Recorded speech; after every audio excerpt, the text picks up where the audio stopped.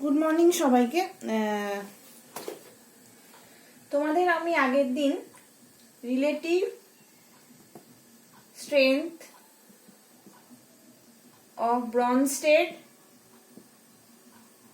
And Lewis acid base সিস্টেমসটা পড়াচ্ছিলাম। তার মধ্যে একটা পয়েন্ট আমি কভার করেছি, সেটা হচ্ছে আবেশ প্রভাব বা ইন্ডাকটিভ এফেক্ট। আচ্ছা, আবেশ প্রভাব বা ইন্ডাকটিভ এফেক্ট আমি আগের দিন কভার করেছি।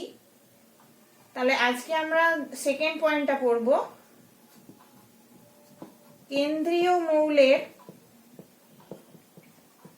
সংকরায়নের প্রবৃত্তি বা প্রকৃতি। এটার উপরে অ্যাসিড বেসের প্রপার্টিটা ডিপেন্ড করে। কিভাবে করে না, যে মৌলের সঙ্গে আম্লিক অর্থাৎ অ্যাসিডিক গ্রুপ, আম্লিক হাইড্রোজেন বা প্রোটন বা OH গ্রুপ যুক্ত থাকবে, সেই মৌলের সংকরায়িত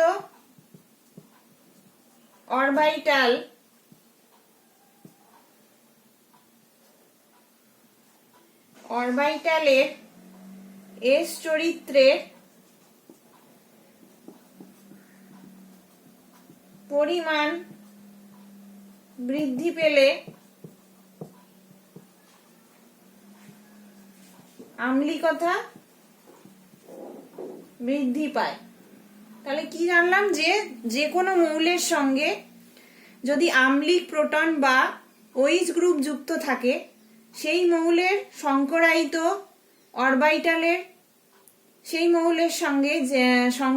অরবিটালের এস চরিত্রের পরিমাণ বৃদ্ধি পেলে আম্লিকতা বৃদ্ধি পায়। তার মানে H বা OH গ্রুপ যদি যুক্ত থাকে কোনো মৌলের সাথে, তার সাথে যদি সেই যে সংকরায়িত অরবিটালের যে এস চরিত্র যদি বৃদ্ধি পায়, তাহলে তার আম্লিকতা বৃদ্ধি পায়।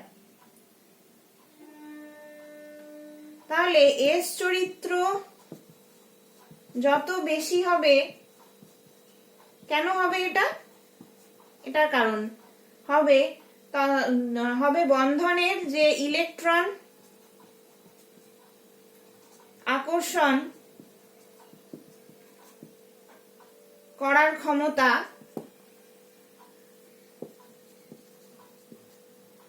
তত বেশি হবে, ফলে আম্লিকতা বাড়বে। তাহলে কি এক্সপ্লেনেশন, না এস চরিত্র যত বাড়বে, বন্ধনের ইলেকট্রন আকর্ষণ করার ক্ষমতা তত বেশি হবে, আর তাই সে H+টা ইজিলি ছেড়ে দিতে পারবে বা তার মধ্যে আম্লিকতা বাড়বে। যেমন একটা উদাহরণ দেখো, এই সিস্টেমটা CH3CH3, এটাকে আমরা কিভাবে লিখতে পারি? CH3CH2H। এটা তাহলে এই কার্বনটার সংকরায়ন কি, না sp3, অতটা sp3c। আর একটার ক্ষেত্রে দেখো, ইথিলিনের ক্ষেত্রে সেটা আমরা কি লিখতে পারি? CH2CHH। এটা তাহলে sp2c। আর CH এটা হচ্ছে spc। তাহলে আমরা দেখি এটার মধ্যে S ক্যারেক্টার 53%, এটার মধ্যে 33%, এটা 50%, 33%।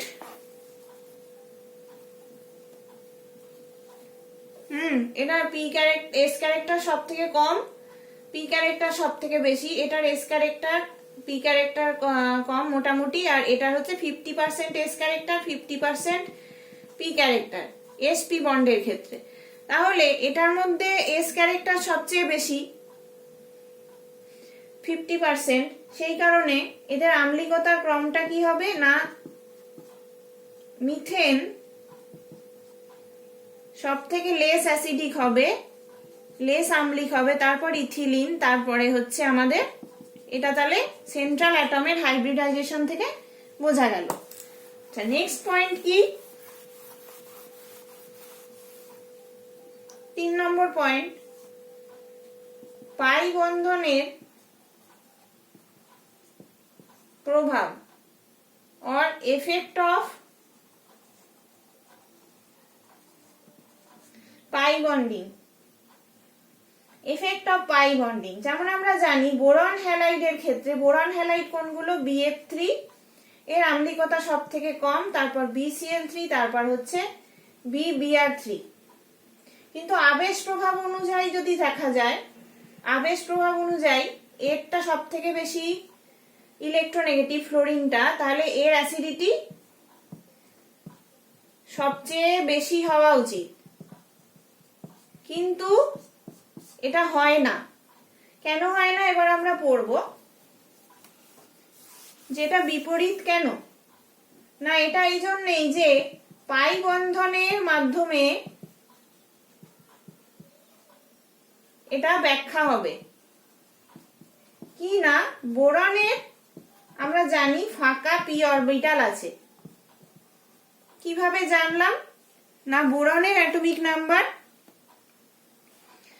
অ্যাটম কনফিগারেশন কি? 1s2 2s2 2p1। তাহলে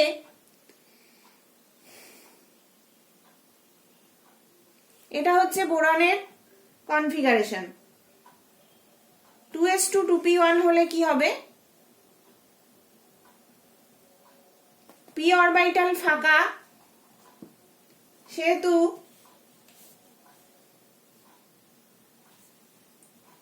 হ্যালোজেন ভর্তি, হ্যালোজেনের ভর্তি পি অরবিটাল আছে, যে ফ্লোরিন বা ক্লোরিন বা ব্রোমিন, এদের তো ভর্তি পি অরবিটাল আছে, তাদের মধ্যে পি পাই বন্ধন হবে। মানে বোরনের যে ফাঁকা পি অরবিটাল তার সাথে হ্যালোজেনের যে ভর্তি পি অরবিটাল, তাদের পি পাই বন্ধন হবে। এই পি পাই বন্ধনের ফলে কি হবে না, হ্যালাইডের লুইস আম্লিকতা হ্রাস পাবে। তাহলে হ্যালোজেনের সাইজ যত ছোট হবে বা হ্যালোজেনের আকার যত ছোট হবে, তত পি পাই বন্ধনের তীব্রতা বাড়বে, তত স্ট্রং বন্ড হবে। যত ছোট হ্যালোজেন হবে তার পি পাই বন্ধনের তীব্রতা বাড়বে। তাহলে পি পাই বন্ধনের ক্রমটা কিরকম হবে না, BF সব থেকে বেশি, তারপর BCl, তারপরে BBr। তাহলে আম্লিকতার মান কিরকম হবে না, এটা সব থেকে কম হবে, কারণ এর পি পাই ব্যাক বন্ডিং এর জন্য এর যে লিউইস অ্যাসিডিটি এটা অনেক কমে যাচ্ছে, বোরনের যে লিউইস অ্যাসিডিটি সেটা কমে যাচ্ছে। এটার ক্ষেত্রে পি পাই বন্ডিংটা খুব স্ট্রং হবে, তার কারণ ফ্লোরিন খুব ছোট, সব থেকে ছোট, সেই জন্য BF এর মধ্যে পি পাই বন্ডিংটা ভালো হবে। ফলে আম্লিকতার মানটা কি হবে না, BF3 সব থেকে কম, তারপর BCl3 সব থেকে বেশি হচ্ছে BBr3। এটা সব থেকে বেশি আম্লিক, এটা মাঝামাঝি, এটা সব থেকে কম আম্লিক। ঠিক আছে। আচ্ছা, এবারে তোমাদের আমি একে দেখাবো যে পি পাই বন্ডিংটা কিরকম ভাবে হয়। ধরো বোরন, এর একটা যে ফাঁকা পি অরবিটাল আছে, আর এদিকে এটা তো একটা প্ল্যানার স্ট্রাকচার, এটা তোমরা করবে এক্স এর ভর্তি পি অরবিটাল। এটা এবার প্রত্যেকটা এক্স এর ভর্তি পি অরবিটাল আছে, তাহলে কি হবে, এই যে এখানে এটা ব্যাক বন্ডিং করবে।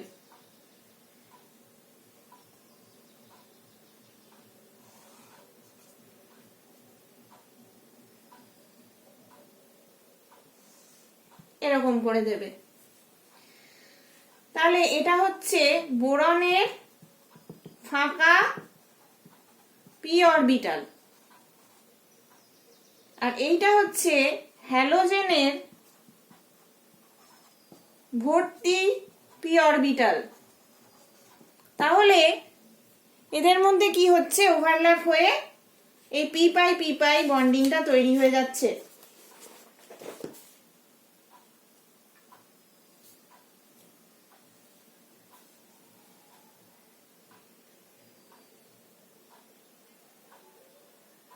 আবার দেখো বোরনের জায়গায় যদি সিলিকন নাও তখন আবার উল্টো হয়ে যায়। এগুলো সব মনে রাখতে হবে, কারণ তোমাদের এই ডিফারেন্স গুলোই পরীক্ষাতে আসবে।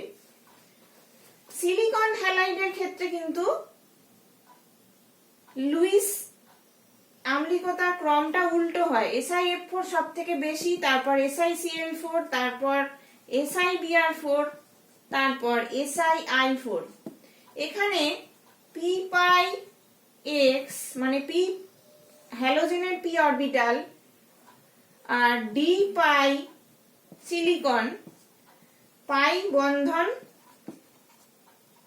গুরুত্বপূর্ণ নয়, হয় না। তার কারণ ডি পি ডি যে ওভারল্যাপ সেটা অতটা স্থির নয় বা স্থায়ী নয় বা স্টেবল নয়। সেই কারণে পি পাই ডি পাই এর গুরুত্ব অতটা পড়ে না। তাই এটা এই হ্যালাইড গুলো কিন্তু আবার আবেশ প্রভাব অনুযায়ী হবে, আবেশ প্রভাব অনুযায়ী ব্যাখ্যা হবে। এটা গেল একটা ডিফারেন্স। আবার দেখো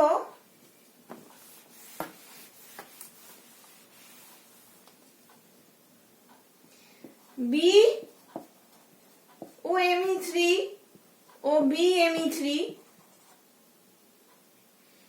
যৌগের ক্ষেত্রে BOMe3 তে ও এর O2 boron, oxygen two boron P pi বন্ধন হয়।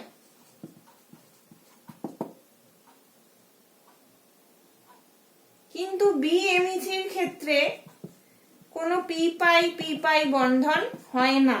সেই জন্য BOMe3 কম আম্লিক BMe3 থেকে। BMe3 বেশি আম্লিক, BOMe3 এর তুলনায় কম আম্লিক।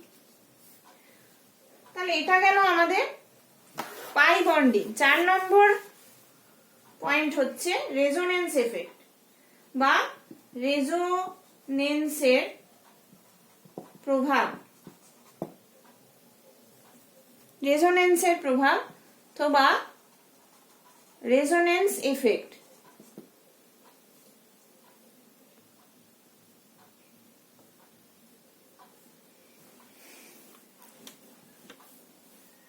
এবার রেজোনেন্স এফেক্টের কি এফেক্ট না, যদি অনুবন্ধী অ্যাসিড বা ক্ষারক, যেটাকে আমরা কনজুগেট অ্যাসিড বা বেস বলি, এটা যদি রেজোনেন্সের ফলে স্থায়িত্ব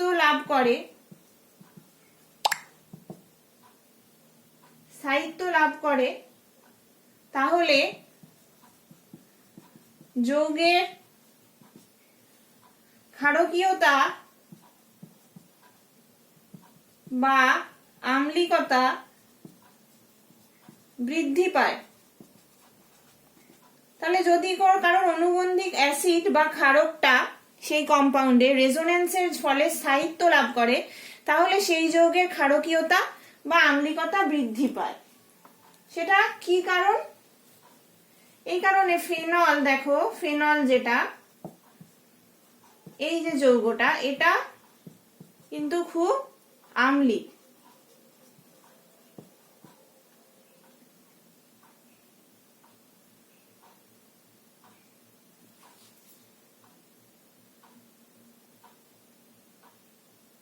অ্যালিফ্যাটিক অ্যালকোহল গুলো, ধরো ইথানল বা মিথানল, এরা কিন্তু আম্লিক নয়, কিন্তু এ যেহেতু অ্যারোমেটিক অ্যালকোহল, এ আম্লিক। কেন না, কোনো বেস যদি থাকে বা ক্ষারকের প্রেজেন্সে, এই যে ফেনলটা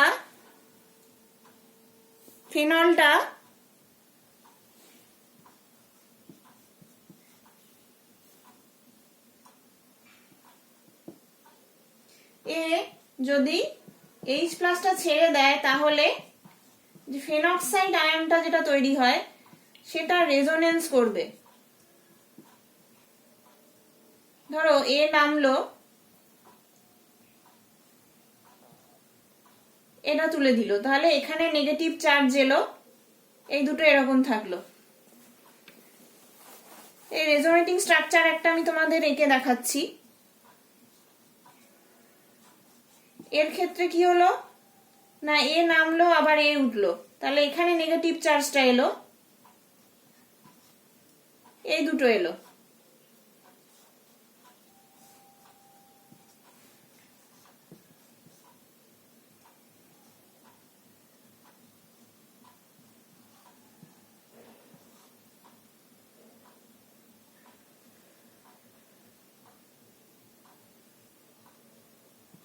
ঠিক আছে, এবার এ গেল, একে তুললো, তাহলে 1 2 3 ও মাইনাস, এইটা হলো ফিনক্সাইড আয়নটা। তাহলে রেজোনেন্সের জন্য স্থায়িত্ব লাভ করছে ফেনক্সাইডটা, কিন্তু কোন অ্যালিফ্যাটিক অ্যালকোহলে সেটা হতে পারছে না। বা অ্যালিফ্যাটিক অ্যালকোহল যেমন দেখো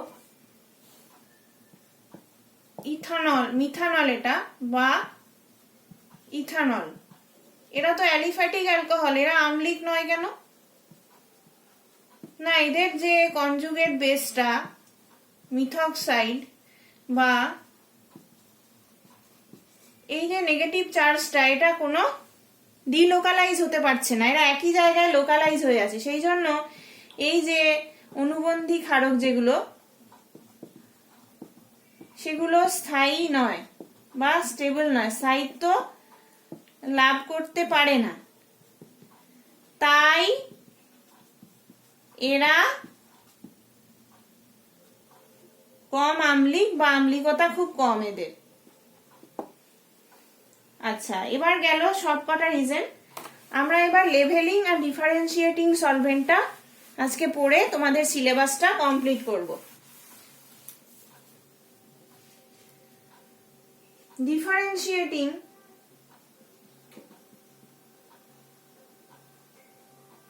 and leveling solvent,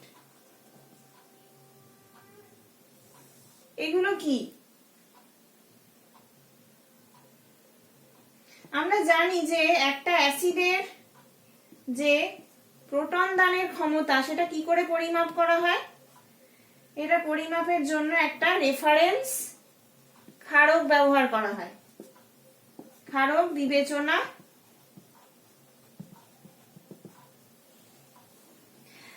অ্যাসিডের প্রোটন দান করার পরিমাণ দুটি কারকের উপর নির্ভর করে। কিসের উপর নির্ভর করে না, অ্যাসিডের প্রোটন দান করার ক্ষমতা, 2 নাম্বার রেফারেন্স যে ক্ষারকটা, তার প্রোটন গ্রহণ করার ক্ষমতা, দুটোর উপর ডিপেন্ড করে।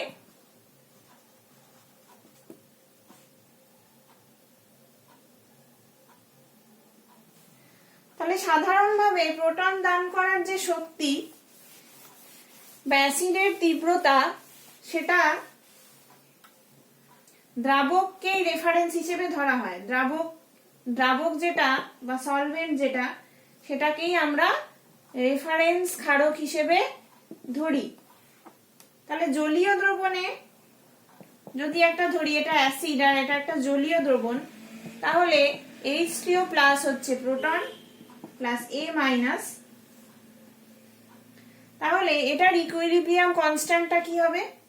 Concentration of H3O plus to concentration of A minus by concentration of HA acid আর কনসেন্ট্রেশন H2O।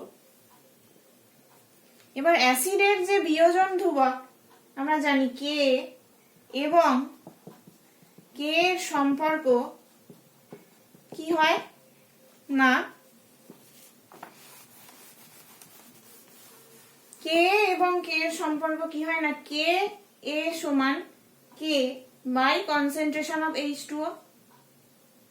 তাহলে K এর জায়গায় আমরা এটা বসিয়ে দিলাম H3O plus A minus by HA সমান H প্লাস H3O প্লাস এর জায়গায় H প্লাস বসালাম A মাইনাস বাই H2O।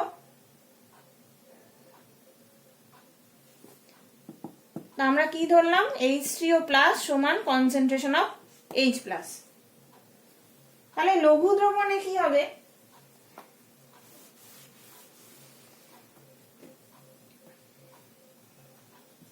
লঘু দ্রবণে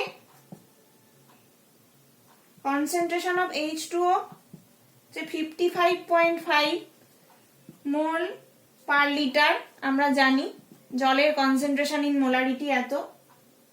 সুতরাং K সমান হবে K ইন্টু 55.5। একইভাবে কোনো ক্ষারের ক্ষেত্রে ধরো BH plus plus OH minus, এটার ক্ষেত্রে K কি হবে? K সমান concentration of BH plus into concentration of OH minus by concentration of B into concentration of H2O। এটা হবে concentration of H2O টাকে আমরা কনস্ট্যান্ট ধরছি। আবার KB সমান কি? KB সমান K into concentration of H2O। Concentration of H2O এর জায়গায় আমরা এইটা বসিয়ে দিচ্ছি। K এর জায়গায় K কেটে গিয়ে কি হলো না, কনসেন্ট্রেশন অফ H2O এর জায়গায় আমরা বসিয়ে দিলাম যে K কেটে গেল, কেটে গিয়ে কি হলো concentration of BH concentration of OH minus by concentration of B। তাহলে B ক্ষারের তীব্রতা তার অনুবন্ধী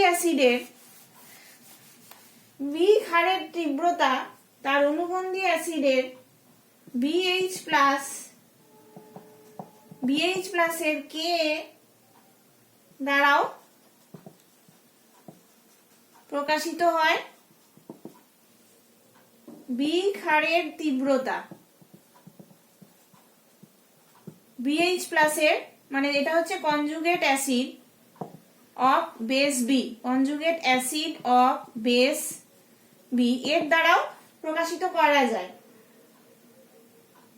KB B বেসের KB সমান আমরা জানি BH plus concentration of OH minus by B। আবার KA BH প্লাস কত হবে? concentration of B concentration of H plus by concentration of BH plus, এটা হবে। তাহলে দেখো KB B into K BH plus সমান concentration of H plus OH minus by সমান KW, দুটোকে গুণ করে দিলাম। তাহলে PK প্লাস PKB সমান PKW। এটা থেকে আমরা কি জানতে পারি না অ্যাসিড যদি তীব্র হয় তাহলে অনুবন্ধী ক্ষারক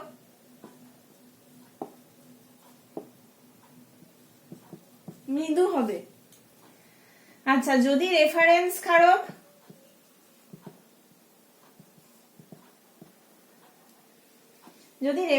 ক্ষারক ভালো প্রোটন গ্রহীতা হয়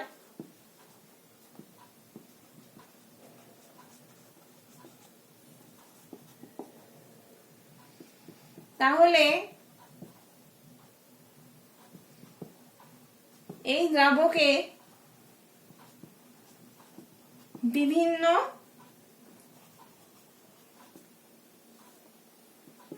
অ্যাসিড তাদের সমস্ত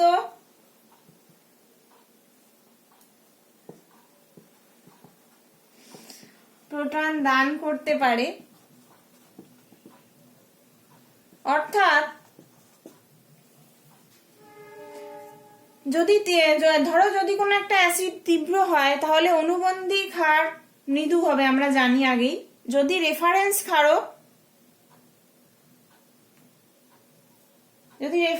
ক্ষারক ভালো প্রোটন গ্রহীতা হয় তাহলে এই দ্রাবকে বিভিন্ন অ্যাসিড তাদের সমস্ত প্রোটন দান করতে পারে, সেটা অবশ্যই। অর্থাৎ অ্যাসিড গুলো ওই দ্রাবকে সম্পূর্ণ আয়নিত হবে এবং তীব্র অ্যাসিড রূপে কাজ করবে। তাহলে যেসব সমস্ত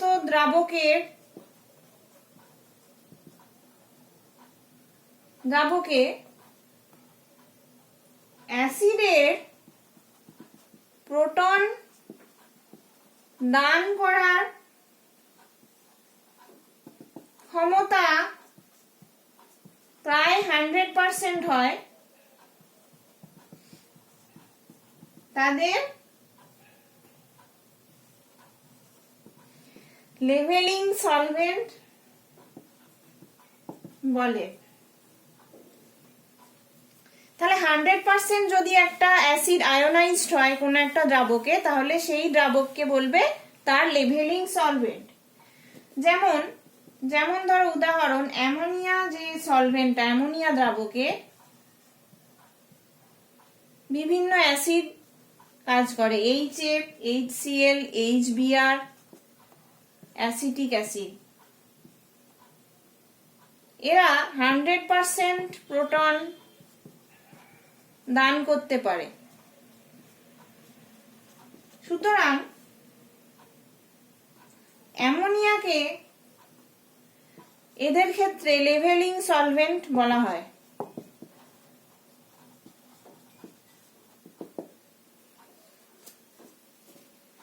কিন্তু যদি রেফারেন্স ক্ষারক, ডিফারেন্সিয়েটিং কখন বলবো, যদি জলকে যদি আমরা রেফারেন্স ক্ষারক হিসেবে ধরি, রেফারেন্স ক্ষারক বা দ্রাবক হিসেবে ধরি, তাহলে এই অ্যাসিডগুলো এরা বিভিন্ন পরিমাণে প্রোটন দান করে, তার ফলে তাদের তীব্রতার পার্থক্য হয় অবশ্যই। এই যে অ্যাসিডগুলো, তাই এদের ক্ষেত্রে H2O-টা হচ্ছে ডিফারেন্সিয়েটিং সলভেন্ট।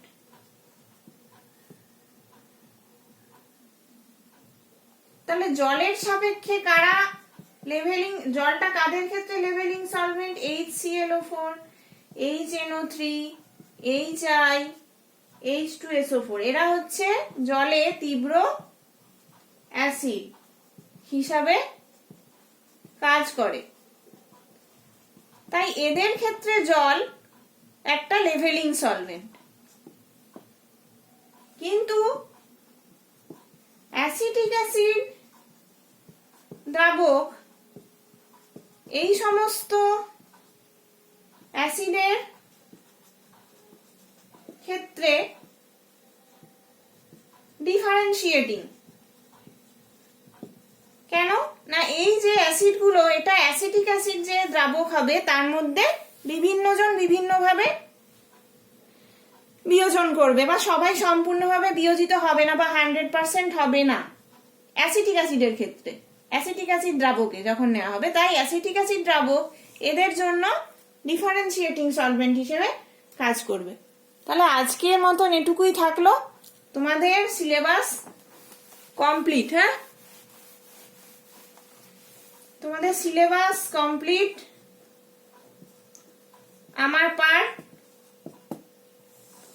এবার আমি তোমাদের এক একটা করে প্রত্যেকটা ক্লাসে ক্লাস টেস্ট নেব, আর তারপরের ক্লাসে, নেক্সট ক্লাসে কি করব না, গুগল মিটে আলোচনা করব, দিয়ে সেই দিনই আর একটা ক্লাস টেস্ট নেওয়া হবে। এইভাবেই চলবে যতদিন না তোমাদের এক্সামের নোটিশ দেওয়া হচ্ছে। ঠিক আছে, তাহলে থ্যাংক ইউ।